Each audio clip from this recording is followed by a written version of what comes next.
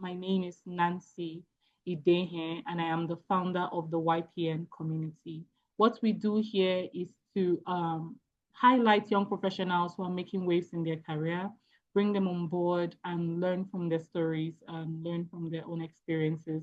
And also, it is a conversation. So at any time, if you have a question, you can either use um, the React function on Zoom to raise your hand, as has been done earlier, or you can post your questions on the chat box or on the Q&A function on Zoom, and we'll ask the questions. Today, we have a very, very fantastic young professional who is going to come share with us from her own experiences. Some of you know her, some of you don't, but for those who do not know her, her name is Oluwadamilola Adepoju. She did a BSc in biochemistry at the Federal University of Agriculture in Abeokuta, Nigeria.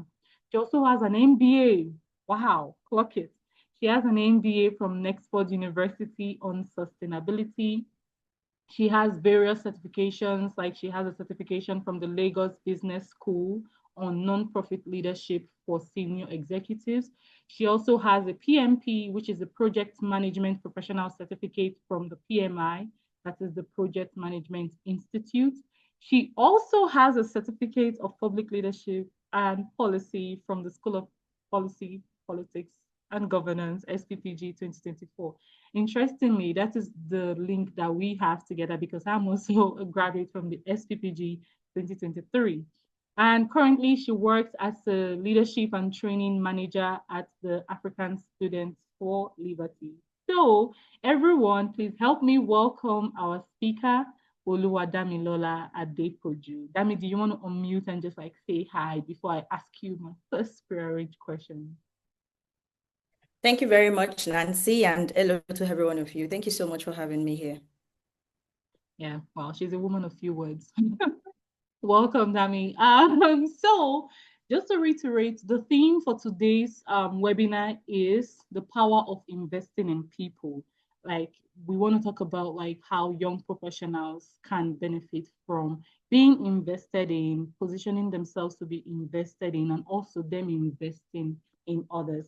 So Oluwadamilola, can I call you Dami on this call? Of course. I'd love to like Yes, that works. Okay. I'd love to like start from the very, very beginning. Tell us a little bit about your childhood and your background. Looking back, was there someone who saw potential in you and invested in your future? And how did that, if it happened, how did that shape the person that you have become today and the leader that you have become today? Okay, thank you very much, Nancy. And once again, thank you all for having me on the YPN platform today. Okay, so a quick throwback into my background. I grew up in a family that deeply values education, faith, and hard work. And I do not come from a rich background, by the way, and we always do not have every opportunities handed to us. But however, from my very young age, I always have the belief that education could change the trajectory of one's life. So I am naturally curious. I love learning. And fortunately for me, I have liberal parents, right? So my parents are actually that liberal so much that they would let you have the freedom to be whatever you want to be. However, they would shape you so much that you are very intentional about any choices that you want to make. So I would say my parents were my first investors. They are my biggest cheerleaders. And I remember growing up then when it's time for prize giving events, I am always placing among the top 3 in my class. So I definitely know that I'm coming back with prizes and gifts. Now, the interesting thing is not really the prizes and the gifts here. It's how my parents actually make a big deal out of that. Like they are always in that celebrating mood and they're always cheering me up, telling me there is more, you can always get more. Make sure you do better in the next term, make sure you do better in the next section and all. Now, all of that while growing up was actually what shaped confidence and self-esteem in me from that tender age. So I would say my parents were my first investors. However, as I grew up, there were other people that contributed to who I am today. I've had, if you want me to mention names, I'm very sure that we're not going to leave this call today. So I've had people that at different stages of my life, they have actually invested in my growth, in my career, and in my academics. Some have challenged me academically. Some have entrusted leadership responsibility in me even before I thought I was ready. And some have opened doors of opportunities for me that I never knew existed until I met them. So there is always one person that is adding another layer to the person that I am today at different stages of my life. Now, remember that I said I believe that education was my pathway to creating opportunities. So while I was in school, then I'm always throwing myself into learning, not just in the classroom, even beyond the classroom. You'd always see me at the forefront of student leadership. I also love volunteering, by the way. So you would see me taking up roles in social impact organizations and all. There is a moment that I can actually talk about, and I'm going to mention name this time, was when I met Moromfolo Adeni. Moro was the one that introduced me to Students for Liberty. And if you must know, that is the organization that I'm currently working with at the moment, now managing programs and leadership training across the Africa continent. At that time, some 9, 10 years ago, if someone had told me that simply meeting Moro Mfolu and him believing in me would actually change my career journey this way, I would have probably doubted it. So Moro actually saw a potential in me even before I saw it in myself, you know. He figured that I have a great contribution that I can make to the organization. And one thing that I kept doing then was to keep asking him questions, keep asking him questions. And he was always willing to answer my questions, always willing to handhold me, always willing to show me opportunities and all. So I'm mentioning Moro Mfolu specifically because Student for Liberty was the organization that I later leveraged on to meet so many people that I know today that have been instrumental in my career and professional journey. There are also several other people that I've met in other social impact organizations that I've volunteered in. And one thing that I think worked best for me was how I also made myself very, very valuable to these people that I've met at different points of my life. So I did not just let the opportunity that they have given to me stay with me. I also give them a reason for them to invest in me and in my leadership journey. And so you see, today now I'm in a position where I have the opportunity to mentor young leaders across Africa. But then I often think about people that have invested in me. So of recent, I changed the role in my organization. I used to be the African Programs Associate, and then I changed to being the leadership and training manager. And I was in a self-reflection. You know, I was thinking I moved from an associate role to a manager role. How did this happen? And I was thinking of so many people that have actually invested in my leadership journey. Did you know what I did? I actually reached out to each and every one of them to give them a feedback about my promotion. I actually told them that I'm reaching out to tell you thank you for being a part of my leadership journey. And this is the current position that I have now, which I wouldn't have gotten to if not for your contribution, whether big or small.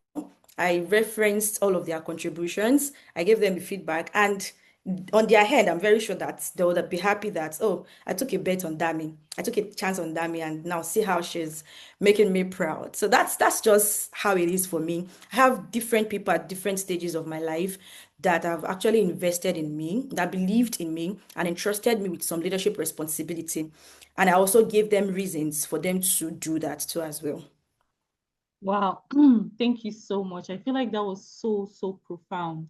And just to like reiterate some of the things that you've said, like you started off like loving education, which I think is very pivotal. You had like a passion. So that's something that us as young professional needs to take out from your story today, that you loved education.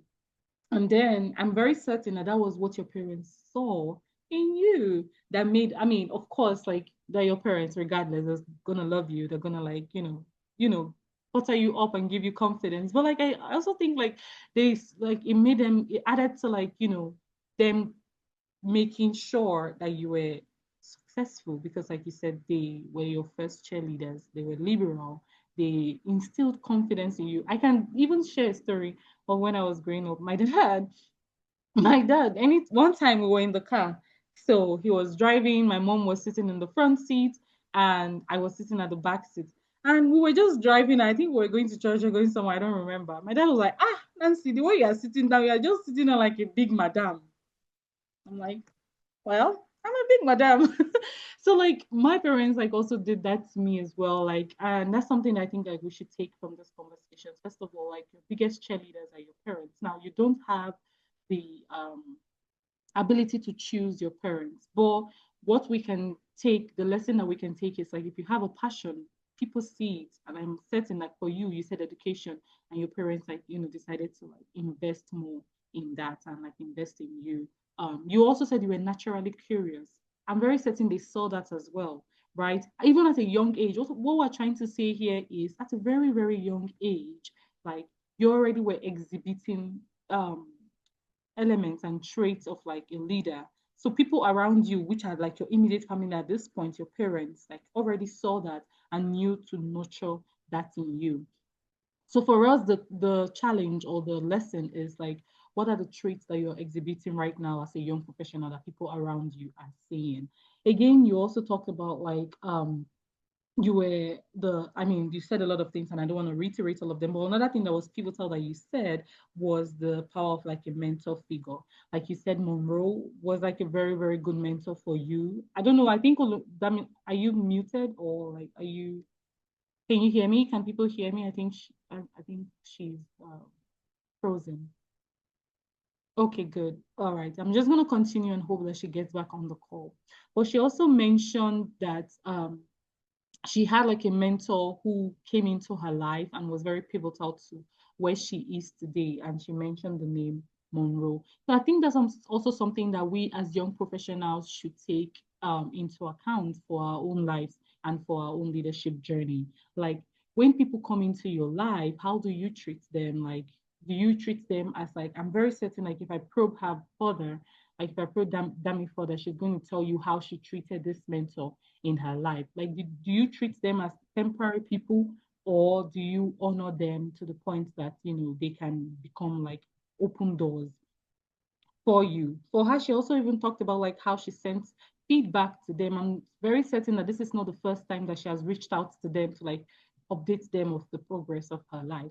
So us as young professionals is something that we should take into cognizance as well. Like when someone, even though it's very little, it's very minute, even if it's just like a recommendation, oh, I know this person, and they recommend you, say, oh, Chidima, let me recommend you to this person, and they do that introduction. How do you handle that relationship? Personally, for my life, I have benefited so much from that by virtue of like recommendation, right? People have helped me. My first international travel to Angola, and I was working expatriate role, was by virtue of recommendation. And now, like even in my life as I am right now, like, people have recommended me, oh, from this to this. It takes a long time. That's the thing. Welcome back. Yay. I was holding the fort while you were away. Thank you very much, Welcome and I'm back. so sorry about No, no, no. that. I mean, it's normal life. Like, so yeah, we were just I talking didn't about even realize that I tripped off. child. Sorry. We were just Thank you. rounding up on like talking about like how beautiful it was that you talked about like giving feedback to your mentors, and I was just like telling folks that it's very important to like nurture those type of like relationship, not only giving them feedback but like giving them updates, right? Periodic updates. It's what I do right now, like in my own life, in my own career. I mean, I'm knocking on so many doors at this point in my life. So I'm always like, and I've had a lot of people like who have helped me, who have come into my life and have helped me, like it's by recommendation, by writing me a recommendation, or like by recommendation by word of mouth, or like, oh, I saw this thing, Nancy, and I thought it would be a very good fit for you, so I think you should, you know. So I always try as much as I can. And even the Bible says it, like gift giving, like when you go to see them, do you go with a bottle of wine? When it's a Zoom chat or a Zoom call, like, just like things like that helps to nurture those type of relationships. So thank you so much for sharing. So my next question is also like you already started alluding to that when you started talking about like how you position yourself, which is really good and it's a good segue. It's like we see all the things that you have done, like that's why you're sitting there and and we're sitting here right now. And we're very impressed with your career. So like my question is looking back on your journey, what have you had to learn, unlearn, and relearn as you progress in your career? And have there been moments where you intentionally position yourself for others to invest in you? And I know you've done that. So, what did you do, and how did it pay off? How did you do it? Tell us. Okay, so I would really say my career has been, till date, has been a continuous cycle of learning, unlearning, and relearning. And honestly, I don't think any leader ever truly arrives. We are constantly evolving. In 10 years from now, we keep on learning. 20 years from now, we keep on learning. Okay, so remember I said I started voluntary while I was in the university. Looking back at it, I wonder I was even able to manage it all because I had the issue of balancing my demanding academic schedule. I studied biochemistry, so you can imagine how demanding that is. And at the same time, I also hold some leadership position on campus. I was into student politics at the time, and I was as well volunteering with several other social impact organizations. But one of the lessons that actually taught me at the early stage of my career and all is the importance of prioritization and discipline. First, I was so certain and sure that I do not want any extracurriculum activity to come at the expense of my academics. I was an A student and I want to make sure that I keep being that I excel both inside and outside the classroom. So that season of my life actually taught me how to manage my time, how to set my priorities, how to commit fully to whatever I'm responsible for. And, all of those skills are still some of what's, not even some, they are still the skills that I rely on till date on my day-to-day work. So it helps me to understand how to prioritize, how to manage my time well and all. At the same time, back then, I also had the privilege of holding several leadership positions, like I had said. And, those experiences actually taught me that leadership is far more than just holding title. Leadership is about the influence you can make from the position that has been given to you, the service, the opportunities that you're able to create for others, how you're able to pay it forward. So one of the things that I actually learned, all through my career from those early years is understanding that leadership is beyond title. I was also able to develop so many soft skills that are very important to the work that I do now: communication, emotional intelligence, strategic thinking, the ability to work with people from different cultures and backgrounds. I remember that I was still in school when I was holding leadership position in Student for Liberty. I was still a student when I was, it was a voluntary role, by the way. However, I had the opportunity of working with students across different cultural backgrounds in Africa. I was working with students that their primary language is French, their primary language is Portuguese, and I'm from the Anglophone country. I speak English. So all of that actually helped me to understand what it takes to be a leader and some of the skills that I actually use in my day-to-day work today. So that and many more are the things that I actually learned and I'm still learning. Now, one of the things that I had to unlearn. So I used to believe that before I can get an opportunity, I need to be able to answer all questions. So what do I mean? If you find me in the midst of people where I feel like, these people are smarter than me. No, these people are actually like up here. Those days I'll just keep quiet. I don't know if intimidation should be the word to use here now. I just feel like, what do I want to say in this room that would make sense to these people? So, but then over time, I started through my networking and relationship with people that mattered, with people that they were like mentors to me, with people that gave me opportunities in rooms that I probably wouldn't have been able to enter on my own. I started learning that it's okay for me not to have all answers. It's okay for me to be in the midst of people where I can always learn from them and not see them as an intimidation. It's okay for me to be in rooms where I don't have to talk. I can just sit, listen, and gain from people. So I had to like unlearn that everything doesn't have to be perfect. I think that's what I'm trying to say. Everything doesn't have to be perfect. It's okay for me to ask questions. It's okay for me to look within my surroundings and learn from people around me. So and that actually helps to change the way I lead, the way I see leadership, and the way I allow people lead me to as well. So there are three things there: the way I lead, the way I see leadership, and the way I allow people lead me. You know, it's okay that, I mean, I understand that it's okay that you may think I'm older than this person. Oh no, I have experience than this person. Why is this person leading me? Life doesn't work that way. You can have someone still in secondary school lead you on a project. So I had to like unlearn that all of that can happen. Leadership doesn't have to be that you are the smartest in the room, or that you have all the answers to the question, or that you need to act like you are smart even when you know you are not the smartest. Another thing I also like had to unlearn on my leadership journey is taking no as an answer. So I think some of the things that we struggle with as young leaders is understanding that it's okay to fail. It's okay that you actually have things planned out, but it's not working out the way you have it planned out. It's okay for you to have setbacks. It happens. It's part of the things that actually makes our journey more sweeter and smoother. So I had to unlearn that when things doesn't work my way, it's still perfectly okay. And then I start thinking, what are the options that I have? How else can I make things work?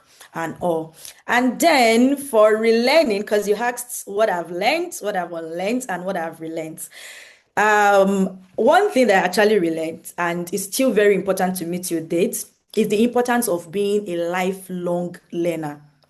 I attended a tech conference last week, and one of the speakers said something. She said, try to learn every day. There's nothing like small learning, quote and unquote, the way she had put it. There is nothing like small learning. Try to make sure that each day you're learning something new. It doesn't have to be something serious. It could be in academics, it could be in music, it could be trending issues in your society. Just make sure that you are finding a way to learn something new. So for me, I had to like relearn how to always be a learner. So I have a science background. My diploma was in science laboratory technology. My bachelor's degree was in biochemistry. So all of my background was totally in science. But you see now, I pivoted into the leadership and non-profit sector. And so far, so good, my career has been in that sector. So I realized that passion alone is not going to take me far in this sector. So I intentionally started building my knowledge on the things that I need to understand in the sector that I'm currently working in. And I was able to do that by pursuing certificates, leadership programs, looking out for fellowship opportunities, being in the network, in the midst of people that are also in the same sector where my career is, so that I can learn from them. I can see what to pick from their experience and all. So every stage of my career has actually required me to learn something new year in, year out.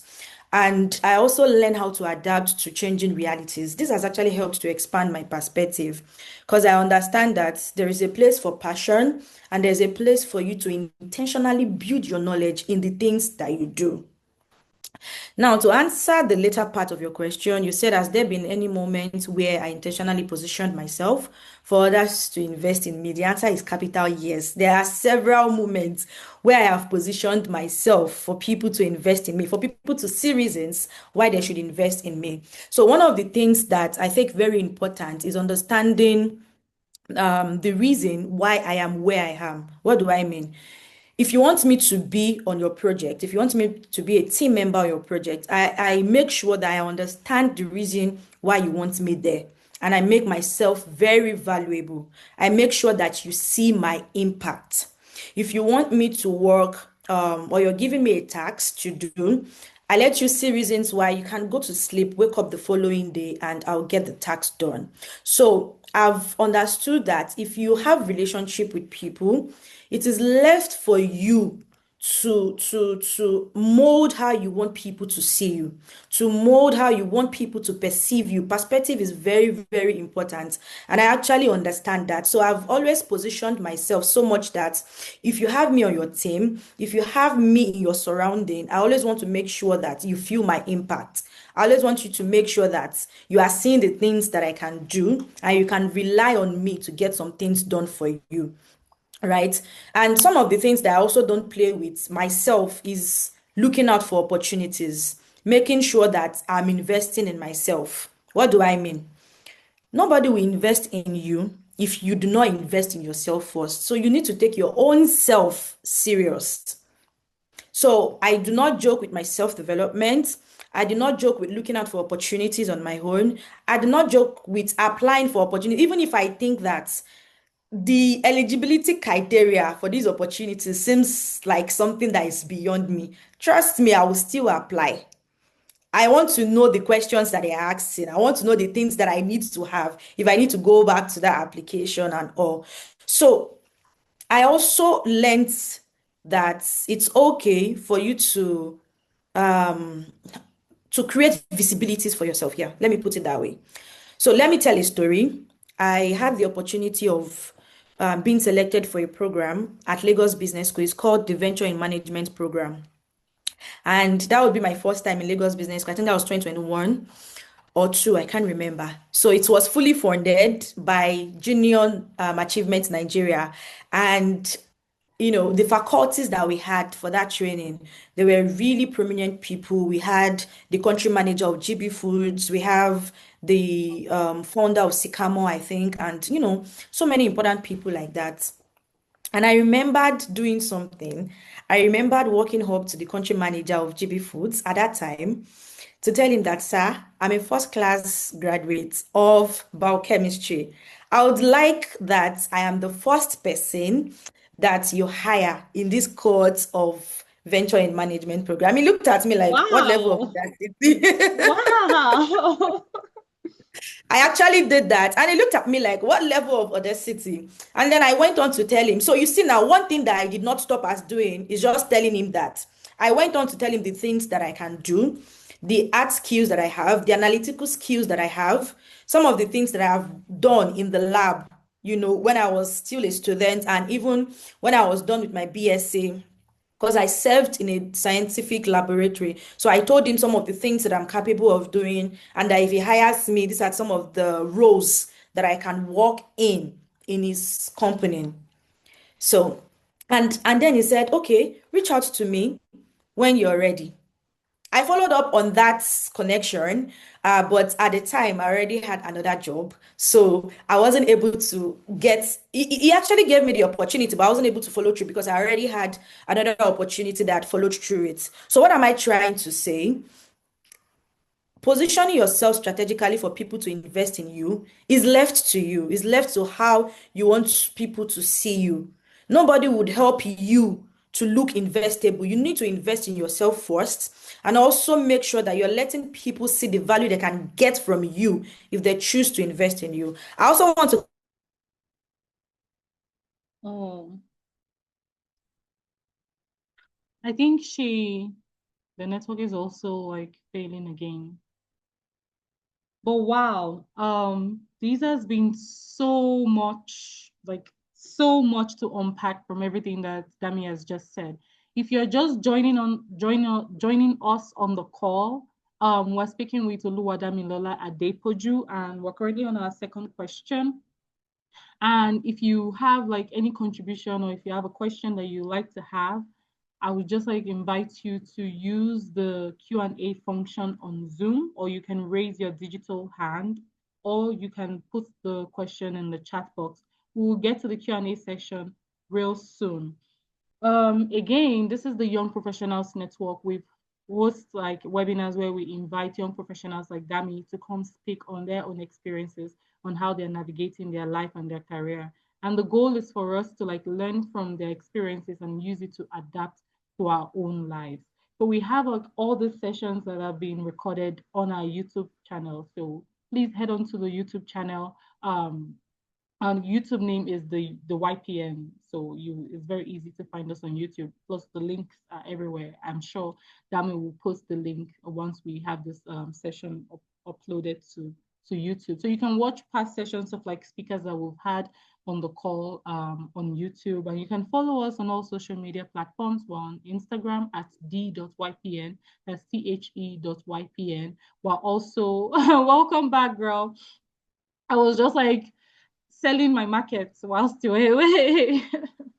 So we're also I'm on not LinkedIn. sure why my network has decided to do this today of all days. No, that's okay. I mean, it's technology. So yeah. You were saying Right. you need to tell us like you just finished like a story and you want to like finish that. Yes, I'm not even sure where I stopped because I just kept on talking and talking until I realized that I'm out again. No, I could tell you were talking about like how you already had this job, so you couldn't follow up on that last connection. Oh, okay. Oh, wow.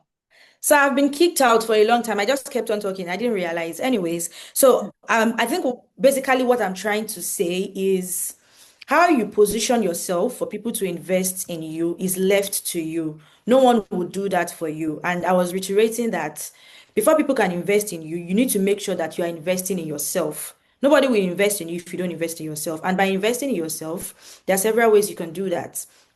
Read books, make sure you're on the lookout for opportunities, apply for fellowships. Just make sure that you're doing something that would help you to earn your skills and make you valuable should you find someone that is interested in investing in you. And when we say investments, we are not just talking about people giving you money. We are not talking about the financial aspect of this, right? When we say investment, we're talking about people giving you their own time, people giving you from their wealth of experience, people giving you opportunity for them to mentor you, people giving you opportunities that you wouldn't have known existed if not for them. People mentioning your names in rooms that your legs can't take you to. Those are the kind of investments that I'm talking about. I'm not talking about you people just giving you money. And something that I've also realized again is that some of you actually have the opportunity for people to invest in you, but you're asking the wrong questions. You're not positioning yourself so well. So you're meeting someone today and they are taking interest in investing in you. They are taking interest in mentoring you, in putting you on the track in your career direction and all. And then you are asking them irrelevant questions. You know, you are asking them questions like, there are some questions that you just ask people and then it Or just like puts you them off. You're not like you just like asking, see them for the first time and you just like ask them, do you have a job for me? thank you. That's a practical example. Thank you, Nancy. Do you have a job for me? That's not a way to go. You're not even letting them see the reason why, if they have a job, you don't even need to ask. They'll be the one to say, I think I have an opportunity that I think you would be a good fit for. So you're seeing someone and then you're asking, do you have a job for me? Or I'm sorry, I'm broke. Can you give me money? So people will just find a way to draw back from you because they'll be like, nah, this is not looking like someone that I can invest in. So as much as we can, let's try to position ourselves strategically and make sure that you are investable. If there is an opportunity for you to be mentored by Barack Obama today, how would you present yourself? What can we say about you? What story can we tell about you that will make you a good fit for that kind of opportunity? So I think that answers the question. Wow, thank you. You did absolute justice to this question. Like you finished it. And I have so many things that I'd like to say, but you've already said all of them. And I just like reiterate like salient points from everything that you have said that I think we should internalize as young professionals is first of all, you have to be investable. Someone said it on the chat box. You have to make yourself investable. How does it happen? It's everything that you have said. And addition to that, it has to be inherent, right? We don't want you to just like, you have to build it from your core. From it has to come from like the within outside. So like it's not just like, oh, when you find yourself in your office or when you find yourself in a forum or a symposium or a webinar that you be on your best behavior. Your day-to-day living, are you a disciplined person? If you say, oh, this is what I'm going to do, I have this goal and I'm going to do XYZ, do you follow through? Even when you promise someone something, are you an high achiever? Like, do you deliver on what you have said? Like those everyday traits. What time do you wake up every day? How easy do you get distracted? Maybe you're on your computer, you're working on a project, and then your phone blinks, and then you scroll for the next 2 hours, work 5 minutes, and then repeat the circle. So those type of things, they affect you no matter how minute or how irrelevant you think they are. They affect how your output is. Like it affects how people see you, and it oozes out from your core. So like also learning to like be someone who is very bankable from the inside. And another thing that I would just like to add to this is where you are now. We know when we talk about like Dami is talking about like being investable, learning a lot of things, learning new things. But like where you are now, are you waiting to like get to that webinar to find a mentor? Or are you waiting to get to that symposium to find a mentor? In your place of work, who like ask yourself these questions like when where you're currently working or in your school or any organization that you have found yourself in right now, ask yourself these three questions. Are there anyone or is there anyone in this organization that I would like to be like? Do I see myself being here 5 years from now? Do I enjoy being here? The first is very, very pivotal because like you have to like look within your surroundings. If you're not being challenged, if you answer no to the first question, you shouldn't be there. But if there is yes to that one question, then that person should be your first point of contact, should be your first mentor. No one is saying go and lick ass or like, be subservient or like, I'm very certain that that's not what you do with your mentors, Dami. No one is saying like, oh, become so subservient to the point that you lose your self identity. The bottom line is if you see someone within your place of work, in your school, in whatever organization, as a young professional that you find yourself in, and you want to model your life after them, go and meet them and introduce yourself to them and let them know your intent. But don't go asking the kind of questions that we were talking about, like, oh, do you have a job for me? Even if that is your goal, even if that is your goal, you have to exchange value for value. Like when you say you meant the person at the symposium that you went to, Dami, what did you showed them like, oh, I can do X, Y, Z. That comes from a sense of clarity. So, like you said, you already mentioned it. I'm just going to like name them. You say when you meet people, you ask questions to make sure that you understand when you are entering a project, the expectations from that project. That is clarity. There was an interview that I was doing for a job, and I eventually got the job. It was for the World Trade Center. And when they asked me during the interview, do you have any question? I said, one of the things that I prioritize most in my life is clarity. I need to know what I am doing per time. I need to know what you want out of me. That is how I function optimally. I wasn't afraid because, like, you think, oh, you're applying for this job, and no matter what, you want the job. So you want them to give you the job and you think, oh, you don't have. No, if that is what is very pivotal for you, ask that question. So you said it, Dami, clarity. You have to have clarity of what the organization is heading to and how you can contribute to that direction. Another thing that you talked about is you said, oh, if they go to sleep, you want to make sure that they know that you can deliver on the job. That is competence. You have the competence to deliver on the job, the capacity, the credibility to deliver on the job. That's something that we should be building. Another thing that you said was you let them know what you did to contribute to that success or to that project, which is visibility. A lot of us as young professionals, especially us from Africa, were very afraid, we're very shy and very timid. We always want to like stay in the back row. We think, oh, our work will speak. No, lie. You have to speak for your work. It is not your work that will speak for you. You've done the job, state it. Not don't be cocky or arrogant, but like in a very, very respectful manner, state it. And those who are also heading towards the direction will appreciate that. Your superiors would appreciate that. Even those that would frown upon it and say you're doing too much, in the long run, they would appreciate it because they will always know where you stand at the time. Another thing that you said that I think I just wanted to like reiterate, and I'm going to end there, is like you talked about like creating opportunities for yourself, intentionally positioning yourself. It is maybe by virtue of like the association that you keep or the network that you are building slowly. Me, I've had opportunity to meet people from big places, JP Morgan Chase. I've met people from US Exim Bank. I've met but like I don't go into those conversations like, oh, in my mind, I tell myself what I'm doing right now is I'm building my network. Some of them I have them on phone contact basis and I'm still, but like I'm not expecting them to, give me a job. So like even having that as your contact is an achievement, right? And it will come in handy in the long run. So Alex, you raised your hand before. I ask Dami the next question, do you want to quickly state your contribution? Um, yes, thanks, Nancy, and thanks, Tommy. I do have a question. It's actually related to what I've been struggling with in terms of asserting myself within an organization that I've been volunteering for. How do you balance humility with enthusiasm?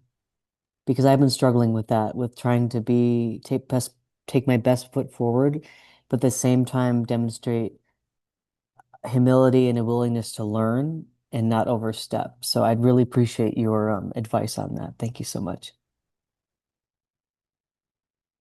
Okay, thank you very much, Alex, for asking that question. And I also think that there could be some of us on the call too that would also have similar question or probably similar experience to what you're saying. Okay, so if I get you well, you want to understand how to balance enthusiasm with humility, right? You don't want to seem like you're too forward or you're blowing your horn. My network is unstable. Nancy, can you confirm if I'm still audible, please? Yes, yeah, we can still hear you. Thank you. So you don't want it to seem like you're blowing your horn, and then at the same time, you also want it to look like you're being humble, you're not overshooting and all. So I think that one of the things that you need to do is study your workplace, study the people that you work with, right? As much as you want to be humble, there is a place where you need people to understand what you're capable of doing. See, so many times I've seen people that are actually capable of doing so much. However, they are not given the opportunity to. And I've seen people that actually have less capability, but people just keep on sarding the responsibility on them because they believe that they can do it. Meanwhile, you could even probably do better than the person. So, yes, it's okay for you to stay humble. It's okay for you to not shoot your horn or overshoot your horn. But I would say study where you are. It could be your workplace. It could be you working on a project. It could be you working with people. Study where you are. Study the people that you're working with, right? And make sure that you have a good relationship with these people you are working with. See, one of the things that I do tell people is the people that you work with matters a lot. And perspective again matters a lot.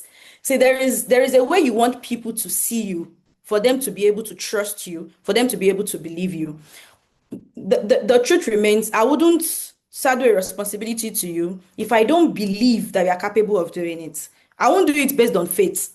I will do it based on what I know about you. So I would say keep your level of enthusiasm high by all means, but make sure that you have good relationship with the people that you're working with.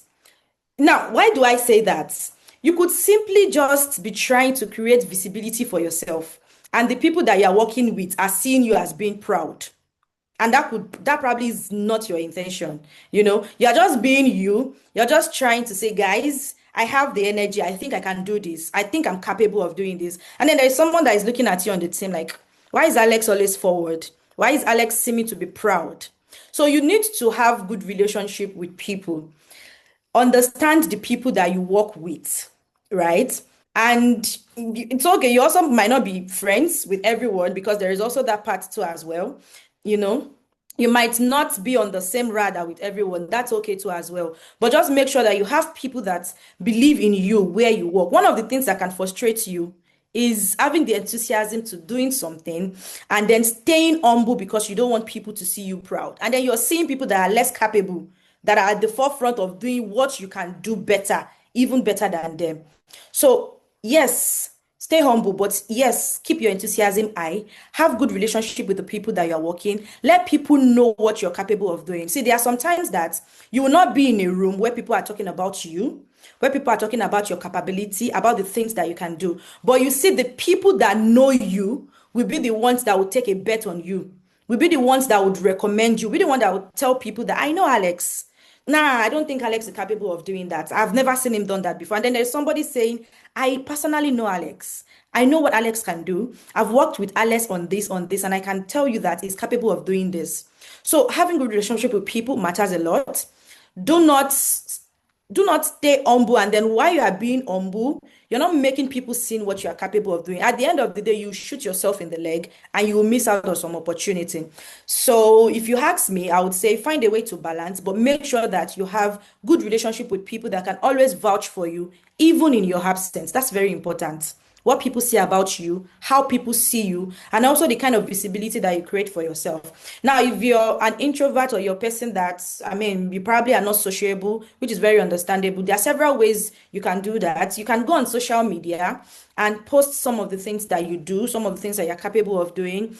Do you know that I've actually met people that I feel like they are loud on social media, but when I meet them in person, they are very quiet. And I will be like, no way. Is this the same person that, you know, I have a different perspective of them online? I feel like they're capable of doing this, but they will just carry that soft aura when you see them and you'll be like, wow, is this the same person? So there are several ways that you can create visibility for yourself. Just make sure that you are not hiding yourself. You are not, sabotaging yourself because you want to stay humble. Be enthusiastic, let your energy be high, let people know what you can do, what you're capable of doing, because at the end of the day, it's still the same people that might recommend you for bigger opportunities, that might tell your story even in your absence. So make sure that you're not putting yourself in a cage because you don't want people to see you as proud. I don't know, I hope I did justice to that question. You did, girl. You No, did. actually, that was really well needed in my life right now. I really appreciate it. Thank you for your advice. Yeah. And to the rest of us on the call, another thing that I would just say to add to this is like weigh the pros and the cons. What are the pros of like staying humble and staying less enthusiastic? Like you ask yourself, like, and this is like the challenge that us as young professionals have to do. We have to make decisions in real time as it is happening on the go. So ask yourself in this meeting, if I stay humble, is it going to benefit me more or less? If the answer is it's going to benefit me more, then don't say anything. So like always pick your battles, right? So knowing when to like, shoot your shot, knowing when to like show visibility. Another way to do it is like, oh, you want to show to your superiors that you're capable for more, you have grown for more. You can simply send them a private email of the week to tell them like, this is what I did this week, this is what I'm going to do next week. Do you, and if they see that your workload is reducing and they think like, oh, Dami can do this thing. Dami, can you take on this project in addition to what you're going to do next week? That is a way to show your visibility. And you remember the people that you're showing that visibility to, the people who can help you scale. And this is how you can also help, create a good working environment with your fellow colleagues, right? In the meeting, maybe you guys worked on a group project. Allow someone else to do the lead. Allow someone else to like do the presentation, right? You don't always have to be the one to like do the presentation or do the talking. So like just like always making decisions in real time, weighing the pros and the cons of like, at this point in time, should I stay humble? Should I stay less enthusiastic, or should I show myself, or should I project myself forward? Remember that you are a young professional, you're fighting your journey, you're fighting your race, you're wanting to be better, right? No one is saying step on anybody's toes, but you are your first advocate, you're your first champion. Remember what Dami said in the beginning. No one would believe in you nor invest in you if you don't believe in yourself or invest in yourself first. No one will give you any position or give you any task if you don't let them know that. I know we're almost to time, but I still have like two questions that I would quickly like to ask you, Dami, because I feel like they're very pivotal. The third question that I have to ask is, what do you look for right now in your leadership role? What do you look for in a young professional, in someone that makes you think that, this person is someone worth investing in? I know you already like started alluding to the response to this question in some of the answers that you have given before, but I just wanted to like conceptualize it for us. Okay, great. Thank you, Nancy, for that. So I've had the opportunity to work with young leaders across different countries. At the moment, I'm currently working with leaders across over 30 African countries in the Lusophone, um, Anglophone and Francophone countries. So I know I've had the privilege of recruiting, mentoring, developing young leaders across these countries. And over the years, I've interacted with a lot of them. I've seen thousands of applications. And I know best that when I'm looking out on who to invest in or someone that I can take my bet on, I am going to look beyond what they have already achieved and I'll pay more attention to what they are becoming, right? And one of the top things, I can mention like five, but one of the top things that I would look out for is curiosity. So I always want to understand people's drive for what they do. What's driving you? Why are you doing what you're doing? And beyond me looking out for that in people, I also try as much as possible to also even look out for that in people that I also look up to, people that I want them to mentor me, people that I want them to invest in me. I'm always looking forward to their curiosity. What is driving them? What's the drive behind what they are doing? So if I'm looking to invest in someone, that's probably one of the things or top thing that I would look out for What are you curious about? Do you have curiosity to learn? Remember that I said at the beginning that I'm naturally curious. If I see something that I feel like I don't know, then you would see me wanting to know more about it. If I feel like, oh, if I for me to get to a certain position, I need to do a certain certification. Best believe that I'm already planning towards getting that certification. So I am constantly seeing reasons as to say, I want to learn. What do I want to learn? I want to move to the next stage. What are the things that I need to move to the next stage? So if I'm looking to invest in someone, if I'm looking to take my bet on someone, I would look out for how curious they are. Are you someone that asks thoughtful questions? Are you someone that is constantly learning? Are you someone that is very keen on growing? Are you someone that is comfortable in, in just staying stagnant where you are, or you're looking for how you can grow consistently? So that's one of the things I would look out for. Another one would be your sense of ownership. I naturally navigate towards people that do not wait to be told everything. So, and that's actually one way for you to strategically position yourself for people to invest in you. When you find an opportunity to do something, to work very closely with someone, to carry out a task on the project, make sure that you have a sense of ownership. You don't need to be told, especially if you know that what you want to do is the right thing. You don't need to be told what to do. Just make sure that people are feeling your impact in that thing that you are doing. Have a good sense of ownership in whatever opportunity that you have or whatever network that you are creating too as well. The third one that I would say is for you to be teachable. You need to be coachable. See, you can have all of the talent in the world. If you are someone that do not like to receive feedback, see, you might be growing, you might be seeing growth, but it gets to a point where your growth would reach its ceiling if you're someone that you are not teachable or you are not coachable. So one of the fastest way for you to grow, especially if you're looking forward to, being mentored by some set of people, or you're looking at someone investing in you and all, you need to be someone that is teachable. You need to be someone that is open-minded to taking criticism. You need to be someone that can take feedbacks. If you're someone that you feel like every now and then you're right, every now and then how you are doing your things is the right way to do things, you won't go far. You might have growth, but it gets to a point that your growth will not just move beyond what it is. So that's another thing that I would look for in anyone that I want to invest in. Are you teachable? Are you someone that if I see something or I observe something, I can always let you know and you would take the feedback in good heart? Then I think Nancy already touched on this consistency. See, what we are seeing these days amongst youths, like every one of us on the call, young leaders, is noise. Like there are a lot of noises out there. You see, you cannot sit down with most youth and young leaders these days and have intellectual conversations with them for 15 minutes.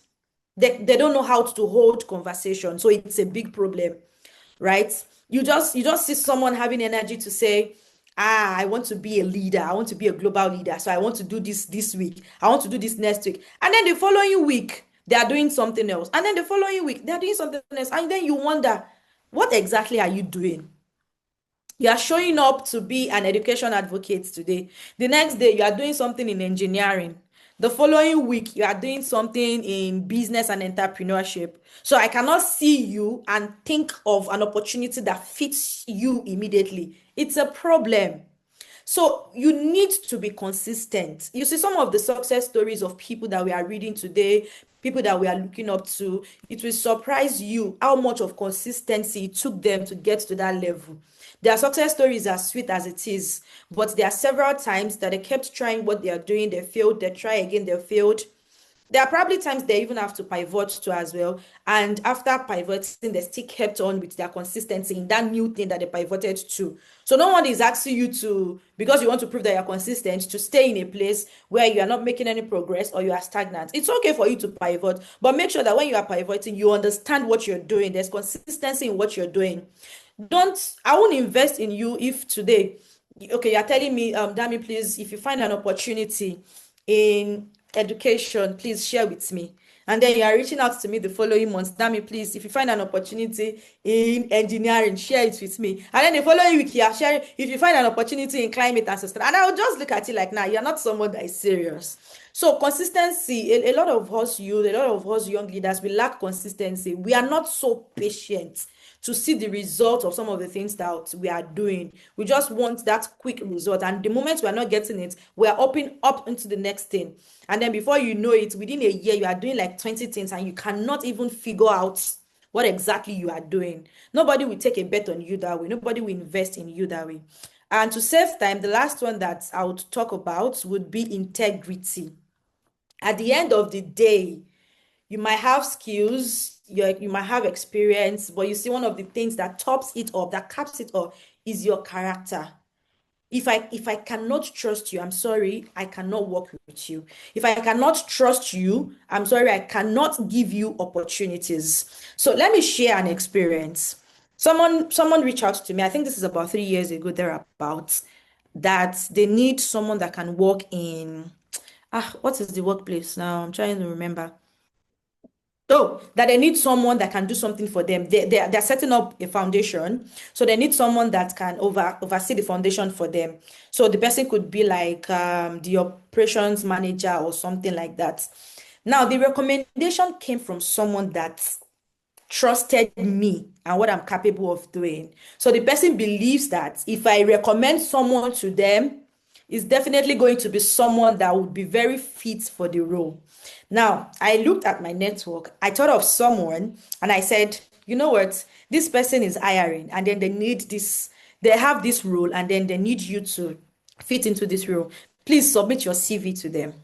Tell me why the following day, the person that reached out to me called me to say, Dami, why? And I said, what happened? He said, why? Why did you recommend someone that you know is not capable to me? And I said, what do you mean? And then he forwarded the CV that this person sent.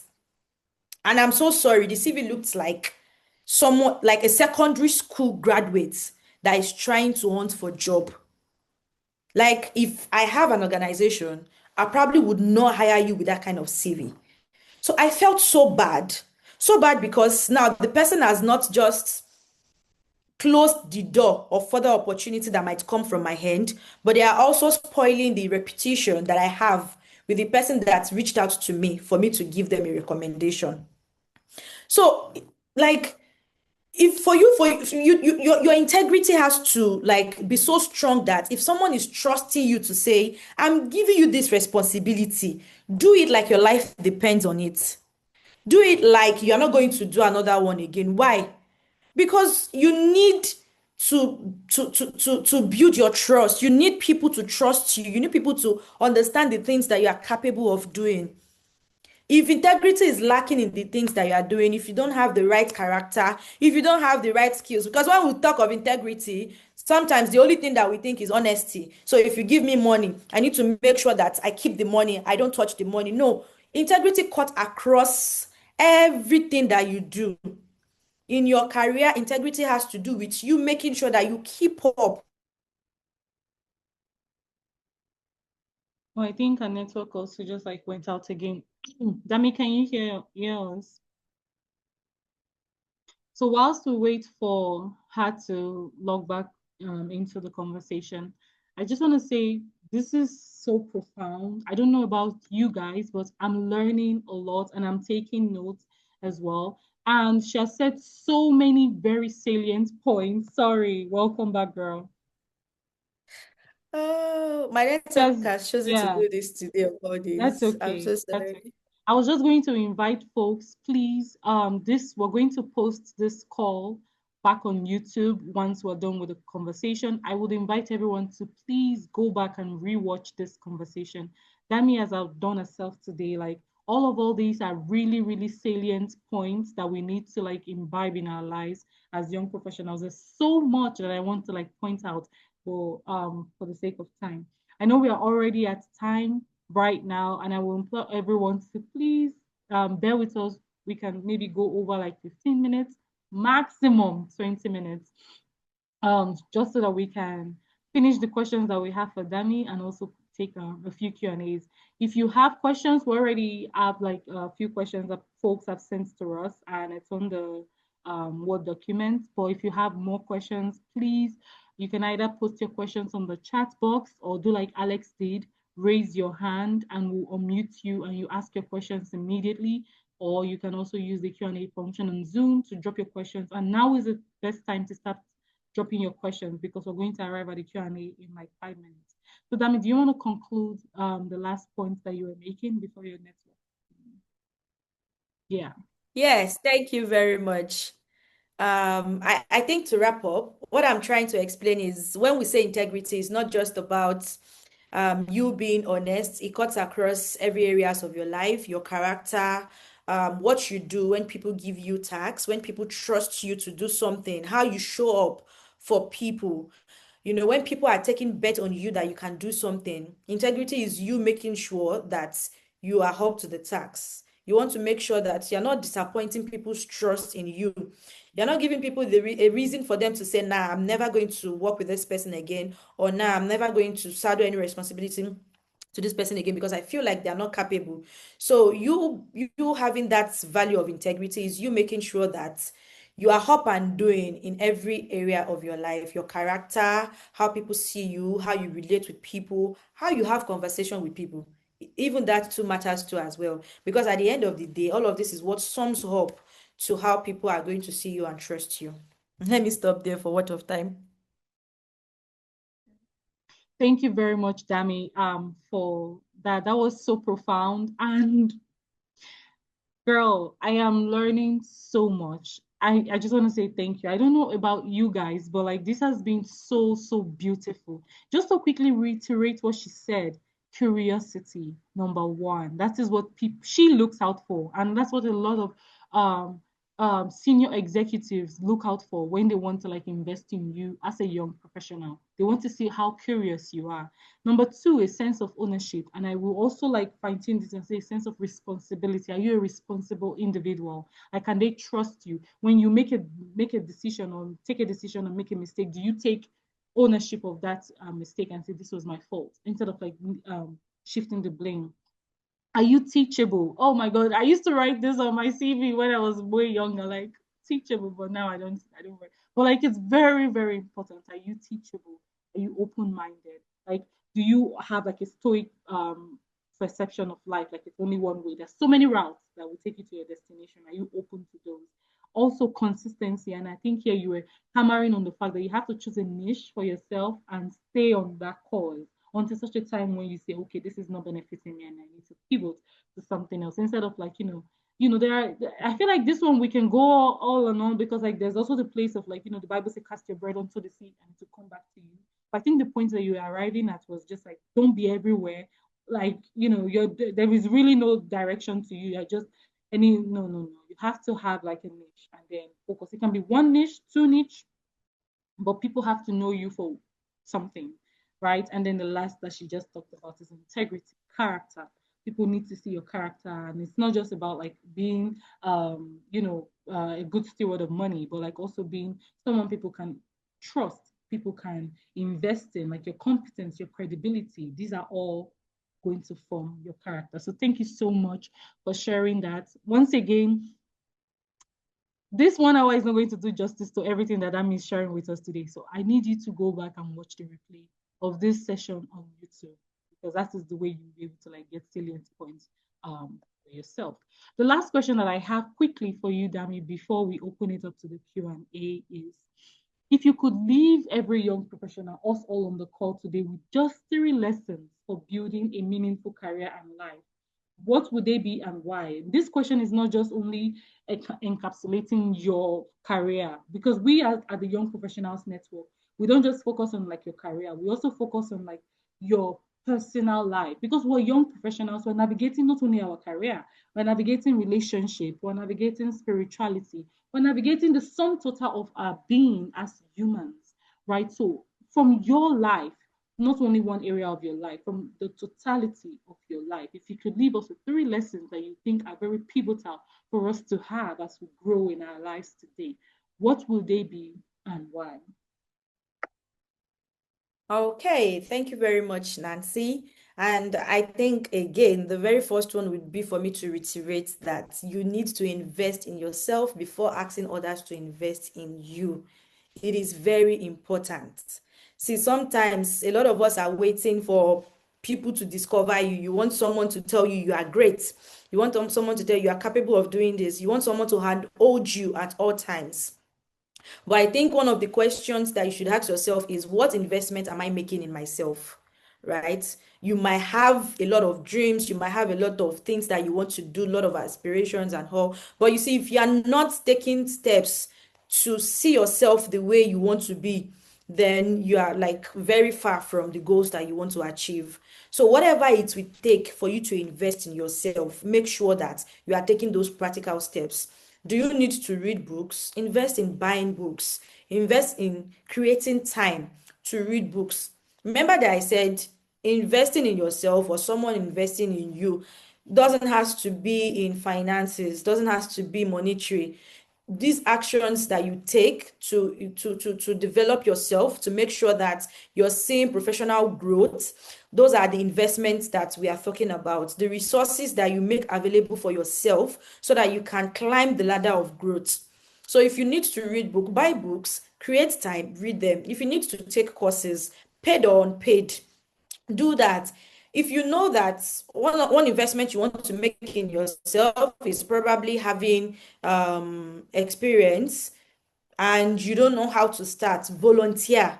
Look for organizations that are within your line of interest and make yourself valuable to them. When you make yourself valuable, they'll definitely want to give you responsibilities that will make you grow, that will help you on your skills. And then from there, you are going to build skills, both soft skills and hard skills. Look for experiences that will stretch you. Don't be comfortable. Remember that I said sometimes I would see some applications, I would see some opportunity, and then when I look at the eligibility criteria, I'll be like, nah, this one is beyond me. But I would still check. I would still want to apply, right? Even if I'm not going to be selected, you know what? I'll say, okay, what are they looking for? What are they looking for that I don't have now? And how can I improve myself in years to come so that I will fit into that opportunity? Real time, real time. I have an opportunity that I actually applied for this year. And I was looking at that opportunity last 2 years. And some of the things that I asked for at that time, I do not possess those requirements. And then when I applied this year, I applied confidently because I knew that I was taking steps from that last 2 years so that I have all of the things that would give me or make me be in the right position to get that opportunity. And I actually got the opportunity this year. So Yeah. whatever it takes for you to invest, thank you, Nancy. So whatever it takes for you to invest in yourself, don't joke with yourself. Before you want people to take a bet on you, take a bet on yourself. Like there's a level of audacity that you need to have in your own very self to say, hi, Dami, I'm capable of doing this. Hi, Nancy, I'm capable of doing this. So make sure that when opportunity comes, you are not found unprepared. Mm. See, many of the opportunities that I have received in years back, they are actually because I have already been quietly investing in my own growth long before anyone even noticed, long before those opportunities even came. So when that opportunity came, I already had things to leverage on. I already have things to show you to let you know that I'm worthy of this opportunity.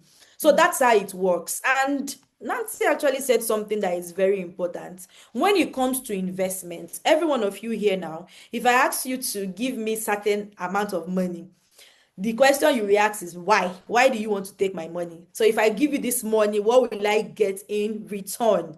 Mm. So the way some of you see investment, you want to see it as a one-way thing. You want people to invest in you. Mind you, those that want to invest in you, they are also looking forward to what they can get from you. What is the value that you can offer them? So if you want me to mentor you, that's quite okay. But what do you have to offer?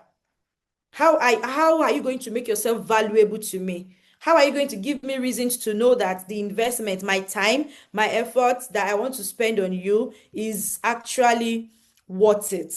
Mhm. Now, the next one would be for you to please build relationships, not just networks. See, a lot of the things that I see amongst us youths and young leaders these days is us building networks. Like you are going to an event and then you are meeting so many people and then you're just there, you're just taking pictures, click, click, click. You're just posting on LinkedIn here and there, here and there. And then the next time you see the person, you don't even know them. Then, Meanwhile, you have already posted. Oh, there's nothing wrong with you posting people on LinkedIn. There's nothing wrong with you telling your story about how you met people, but make sure that you are prioritizing building relationship with people, not just you having networks. Networking is very important, but you see, the most important one here is building meaningful relationship. Meaningful relationship are actually far more valuable than you just collecting business cards or having those LinkedIn connections. Some of the opportunities, the biggest ones that if I look back and I can talk about them in my career journey, they are mostly the ones that come from people that I know, from people that I've built relationship with. And that only happened because the genuine relationship that I built with them was based on trust, was based on the service that I've rendered at some point, and was based on consistency, the things that they have seen me do time and time and time again. then, And they are sure that, yes, this person, if I say, give this person this opportunity, I'm not making a wrong choice. So build meaningful relationship with people. Don't build network. That's on a surface level. I used to tell people that I know I have a lot of network, but I know a number of people. And that makes sense. You can have lots of network in church, at your workplace, in your career, in the sector you are working. That's very much okay. You are going to have those networks. But you see, within those networks, make sure that you have people that you are building meaningful relationship with. It doesn't matter the sector that you are. If you're in STEM, if you're in non-STEM, if you're a researcher, if you're a business owner, if you're in entrepreneurship, if you are someone that is working in with a think tank, if you're in the non-profit sector, whatever sector you have, make sure that you're building meaningful relationship. Don't just focus on, okay, I know this person, so how can this person help me? No, focus on becoming someone that people like, people want to work with you. People genuinely enjoy working with you and they can confidently recommend you based on the genuine relationship that you have built with them. Now, the third one that I would say is measure your success by the lives that you help grow. See, this one will help you to self-evaluate. It will help you to know if the things that you are doing is in the right direction. As much as you want people to invest in you, if you ever get that opportunity, make sure that you are paying it forward. Don't let it stop with you. When you have the opportunity to talk to younger generations, to people that are probably, younger than you, or maybe not even in age, probably they have lesser experience than you. Make sure that as people are investing in you, if you do have the opportunity for people to do that, find a way to pay it forward. Find a way to measure your success by the lives that you are also impacting. So one thing that I know is, because Moron Folu that I talked about earlier on the call, choose to invest in me. Moron Folu can see the ripple effects of his investments, because now I'm not just mentoring one, he mentored me as one person, but now I'm not just mentoring one person. I'm mentoring thousands of young leaders across different African countries. So that means that just that one investment that he made in me is giving ripple effects, is giving multiple effects. And you can see those in the lives of those that I have also mentored, those that I have also helped them to build their confidence, those that have also, in one way or the other, been a contribution in their professional growth. So this will help you to self-evaluate the things that you are doing. If you have the opportunity to help people, if you have the opportunity to put people on some rooms that they probably would not be able to get to by themselves, don't gatekeep. If you gatekeep, people will gatekeep for you too. So as much as possible, try to make sure that you are impacting lives. See, that's the kind of success that can last. Take it or leave it. The kind of success that years after you have done it, it could even be something as little as someone coming to you to say, I want to submit an application. Can you help me read the essay that I want to submit? It yeah, might be something as simple as that. Now imagine that the person gets that opportunity, and then from there they were able to fly to the US, and then from there they were able to get a fully funded scholarship. It just started from you you. reviewing their essay before they submitted. Yeah. So make sure that you are finding a way to pay the things that you do forward, the good things, by the way, pay it forward, help people, and try to see how you can measure your own very self-success um based on how you help people grow too as well. So for every opportunity that you create, for every encouragement that you give people, for every person that you also mentor, for every life that you impact, they also have the potential to create a ripple effect that will reach far beyond what you would see, that will last far beyond how you would even know. So, yes, you are looking out for people to invest in you, but also make sure that you're also looking out to invest in other people too as well. Let it be a two-side thing. Don't be too Don't one give, way. don't take and take and take and not give as Don't well. thank you. Some of you are like that. Don't take and take and take and don't look for how to also give too as well. So, Some and of I hope that there's a yeah, balance there, if you yeah. ask me. And then some people also think like, oh, but this person already has all this. Like, for example, your mentors, you think they already have all these things. Like, this one is already working in Shell, is already work. I don't have anything to give to What can them. I give them? You have something to give to them, or like I said, it could Yeah, be your success. That's a gift to them. It could be your gratitude, right? It could be you asking, looking at their life and just like, oh, I think, oh, I can help you organize your emails. I can help you respond to just like look for ways to always make sure that you are exchanging value for value. thank Thank you you. so And much. I think a good example of that was what I shared earlier on how I gave those that have invested in me the feedback of the promotion that I got from my work. So you see Exactly. now, they invested in me, and then I made sure that I went back to let them know that, hello, this is the ROI of the investments that you made. So Yeah. it could be as simple as that. And it's to Just give make them sure more that momentum to like continue to to do more. invest in you and even Thank you. invest in others because they see the value of investing in folks, right? Thank you so much for sharing. Alex, before I unmute you to like give your statement or ask your questions, I just want to say, guys, I know we are stretching, but we have like a few questions that I would really love them to respond to. So we're going to go over time. We're already over time. We're going to go over time, over time. So, when you're having this kind of good conversation, time goes and and so just to like, this is a disclaimer to say, sorry, we're staying a bit longer than we would have normally done. And quickly again before Alex unmute is I wanted to talk about like when you said building relationship versus network. Two things. Your networks, if you're very intentional, can turn and become your relationships, right? So it could start up as a network. You go into an event and you see someone that you really, really like, you collect their business cards, research them, add them on LinkedIn. You guys have like you open up like a communication channel, like invite them to coffee chats. It could be Zoom coffee chats or in-person coffee chats, and then from that point on, the conversation begins to build, and they turn from just your regular network to becoming part of your relationship or your community. That's one way. Another way is like always, like I said, like we've already reiterated, exchanging value for value. And I was going to quickly share a story.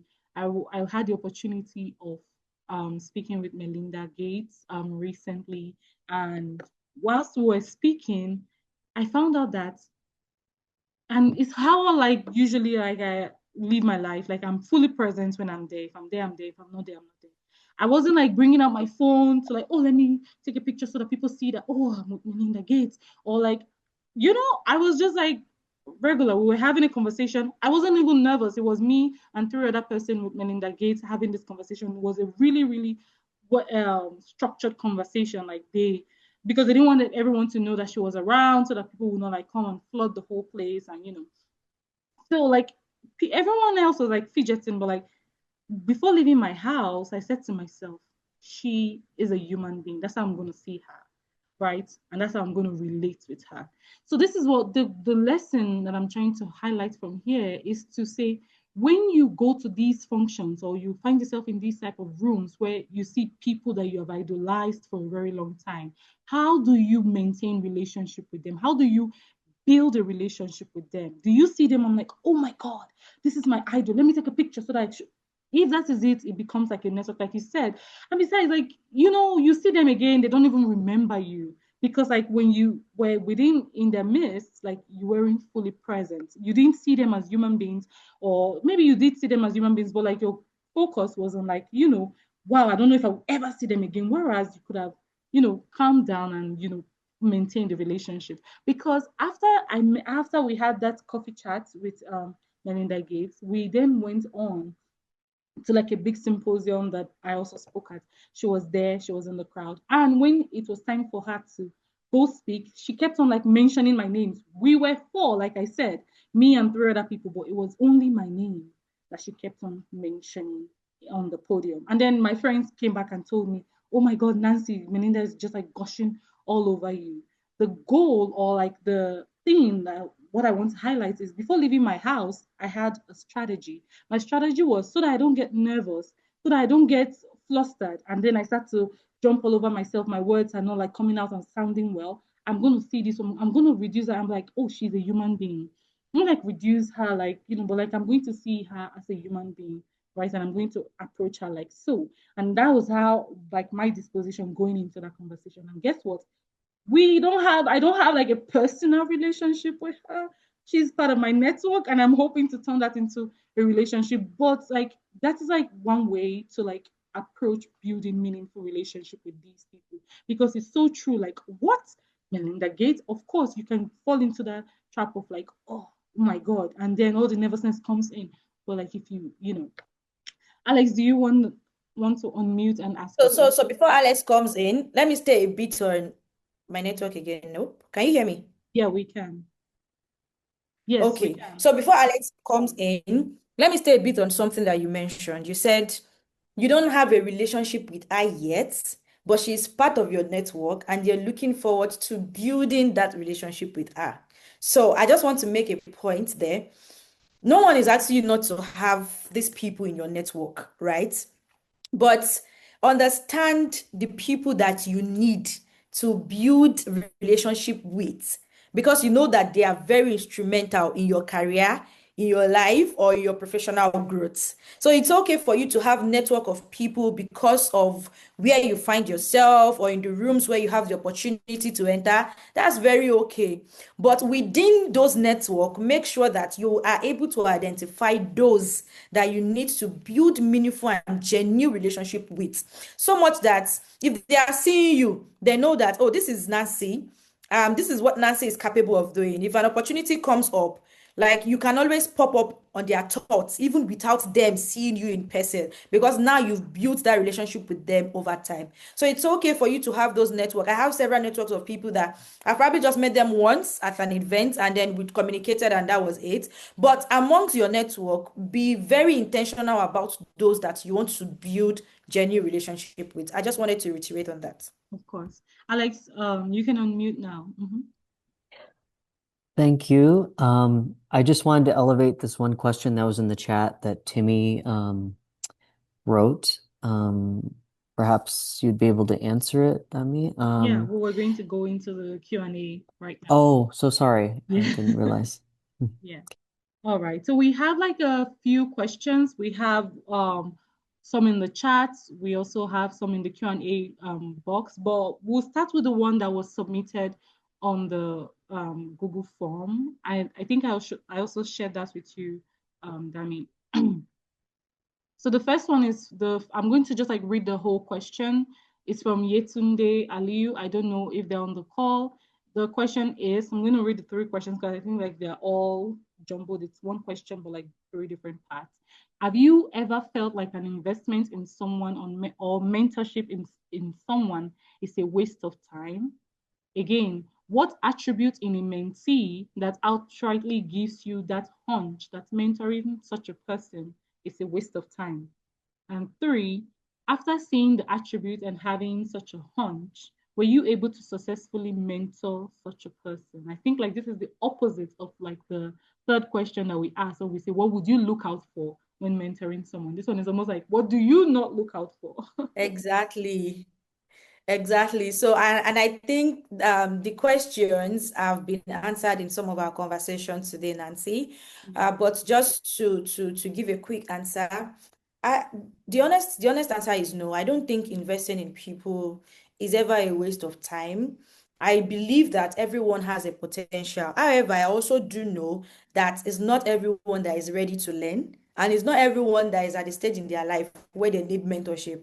So you see, you might be willing to invest in someone, right? I mean, I've had times when I intentionally picked out someone to say, I see a potential in you. I would like to have a conversation with you.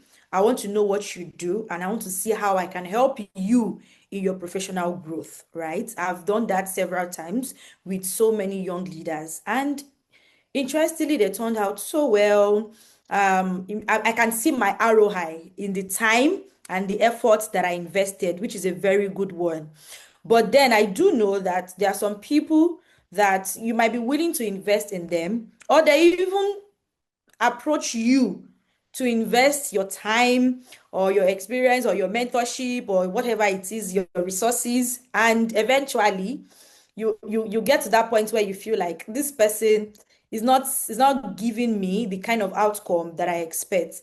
But I would still say that I do not think any investment in anyone is a waste. What I do think is they are probably at the stage of their life where the mentorship you're offering or the investments that you are making is probably not what they need at that time. And in all honesty, you can give people guidance, you can give people opportunity, you can encourage them, you can even open doors for them, but you cannot force them to grow. The desire for people to learn, the desire for people to improve has to come from within. It Within. has to come from them. Yes. So there's really not so much that you can do. Now, if after doing your own parts, you feel like it's a waste of time because you're not seeing any improvements and all, you can decide. It goes two way. You can immediately cease to invest in them, or you can continue if you feel like probably the results are not immediate. Maybe you are just sowing a seed and it might take longer before it grows, or it take longer before you would see the results. So I think you would know, you'll be at the discretion to know the best approach to take on that. Now, what attributes would I see that would give me the impression that investing in someone would not be productive? I think, like Nancy said, it's the opposite of everything that I had listed. If I find that you are not coachable, now let me balance this because it seems like all of this that I'm saying is based on my own sector. I work in the leadership and non-profit sector, right? So for you, it could be business. You might be an entrepreneur, right?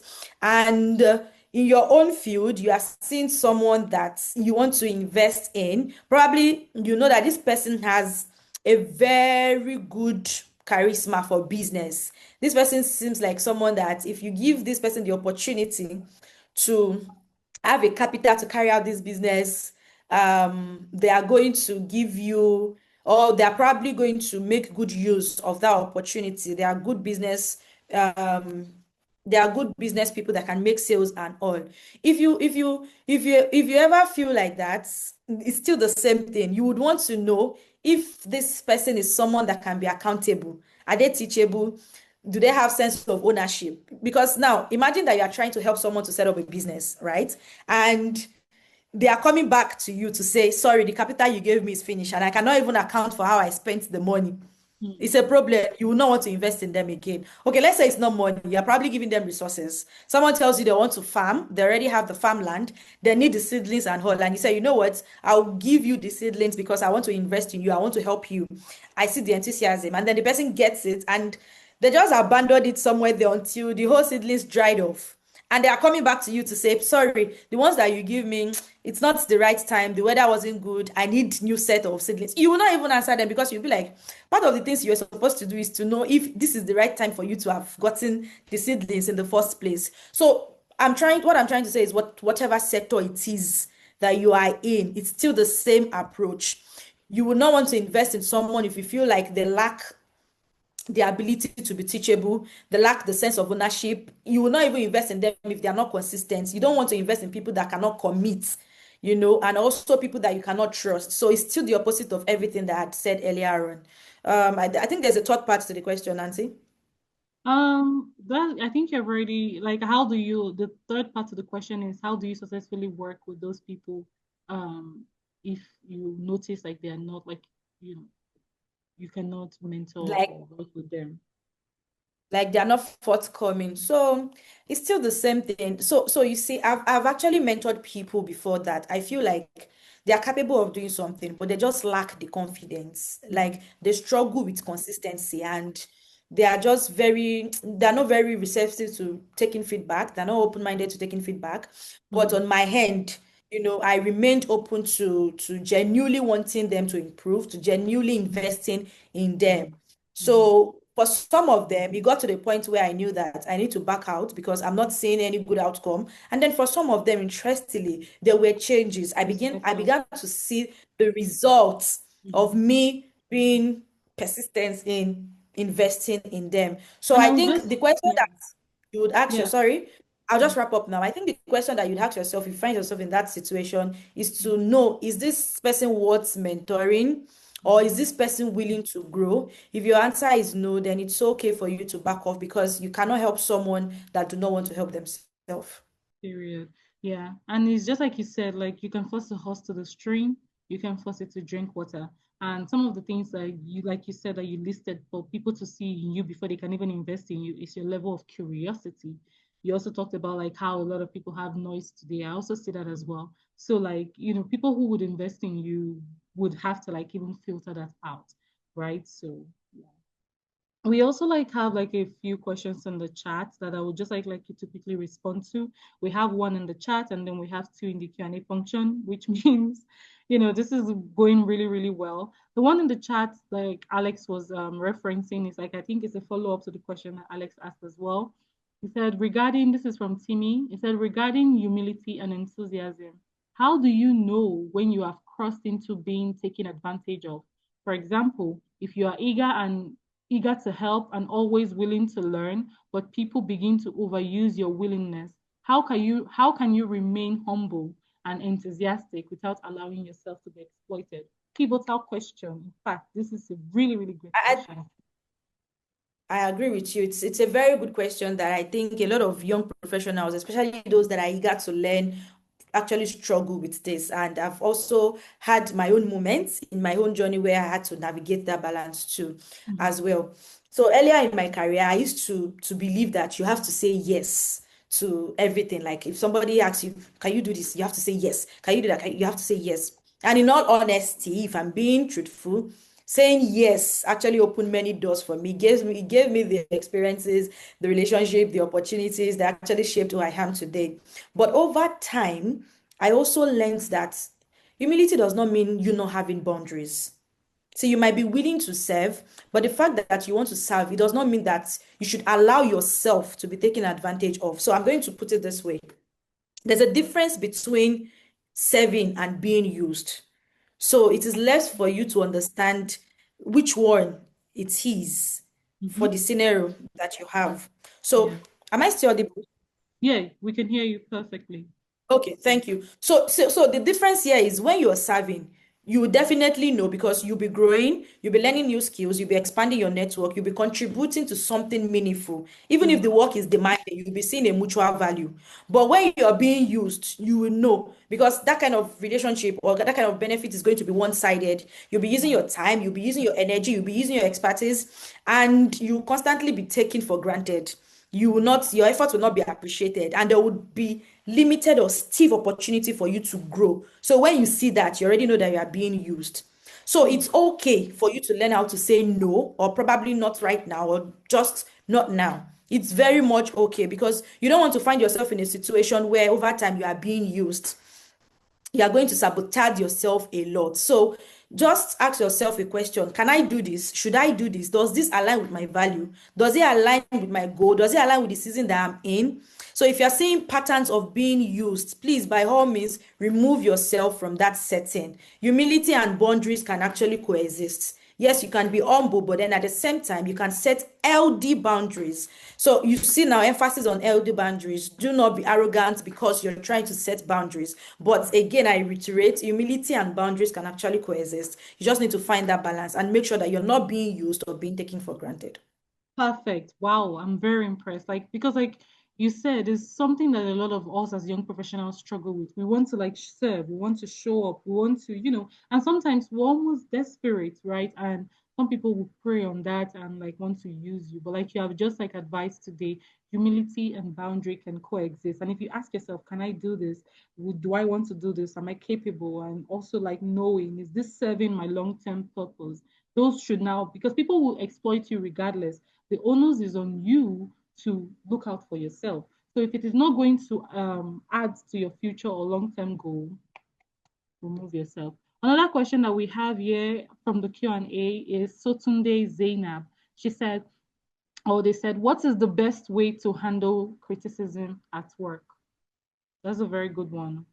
The best way to handle criticism at work. So I would say, first off, be someone that is open to taking feedback. Because to start with, if you're not very receptive to taking feedback, even if somebody is trying to correct you out of love, you'll be very defensive.